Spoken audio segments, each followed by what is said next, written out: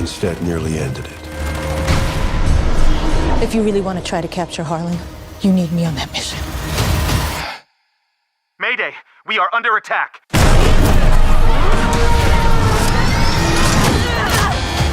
What do I do? Stop it!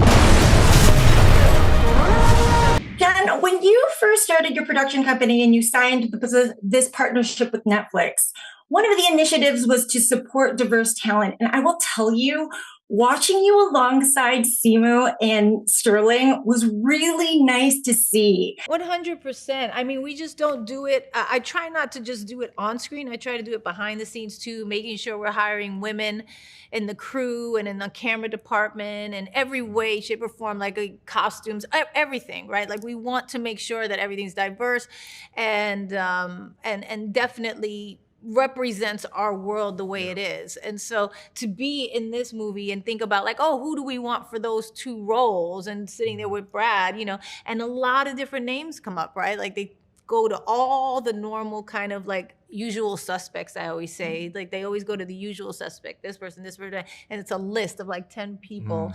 And then you go, no, we can do this movie with, you know, whoever we want and whoever we think the best actors are, and let's make sure that it represents our world.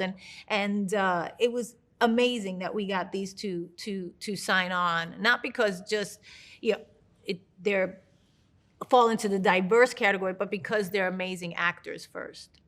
How much fun was it to be able to explore a character like Harlen for you? Yeah, it was a lot of fun. I mean, usually as an actor, you try to find some sort of empathy with the character that you embody. You try to find the elements that you relate to with that person. And, you know, in reading Harlen, I very quickly found that there was really not a lot that I related to. So I had to really build this character from the ground up. I don't know what it's like to be a murderous a mass murderous, genocidal psychopath. You don't like really? people. Really? You don't. Guys, God. It's all on the surface. Man. He just had to call it up. Sterling, you just... I'm just kidding. Just because I don't like you now. Oh, that's what it was. Sorry, I misinterpreted it.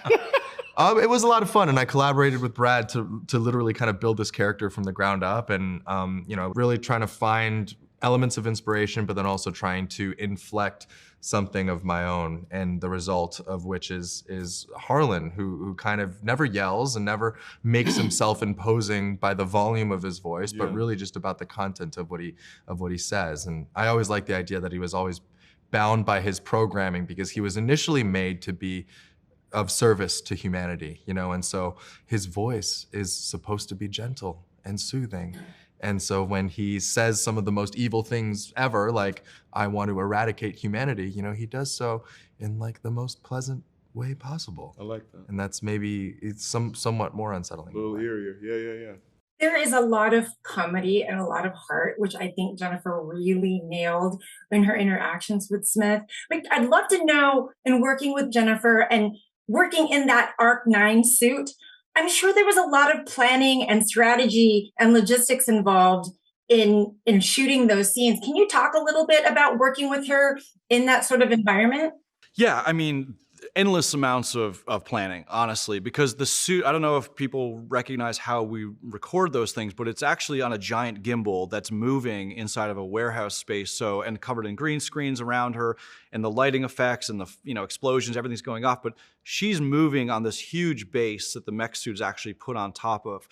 And we went into it going, okay, we have a very strong plan. We knew what we had to execute, but we'd only gotten the mech suit 2 days before we started rolling camera. So I basically had to, on the fly, throw out a lot of my plans and come up with a new plan on how to record it because it was so complicated to put cameras on this thing. Now, it ended up being a massive benefit because one of my roles as a filmmaker is to learn what the cast is like, how they like to work. And there's almost no two actors alike. Some actors want to be told exactly where to walk, exactly what to do. And some actors are just going to roam around the room and find what feels natural. So with Jen, I discovered she was very intuitive. She's the most intuitive actor I've ever worked with. And so part of my role was to kind of get out of her way a little bit. And what I mean by that is to take the technology and pull it back as far as I could so that she could just perform. Ranger can be heard congratulating your character, Colonel Banks, on his Academy Award nomination in the background. The team found out that you were nominated for an Academy Award for American Fiction. When did you find out that this line was added, and how did that make you feel? Wait, what line got added? There is a conversation in the background that one of the Rangers basically congratulates Colonel Banks on his Academy Award nomination. Oh, so you're hearing this from me? Are you serious? I Yes. completely missed. No, I have not heard. I got to go back and listen. I got to talk to the producers. No. Read Everybody's it shaking in the their head. production notes. They even confirm it. Are you serious? Wow. Yeah. All right, Kiyra, I got So- to go back and watch it. Incredibly flattered. I think we No were idea. all lost it there. I had no idea. That Yeah, must that have was been a little last surprising to minute all add. of us. Must have been. Holy cow. Wow. Shit. You're in my head, and the only thing you learn how to do is curse? I'm an adaptive learner. Okay, let's go, bitch.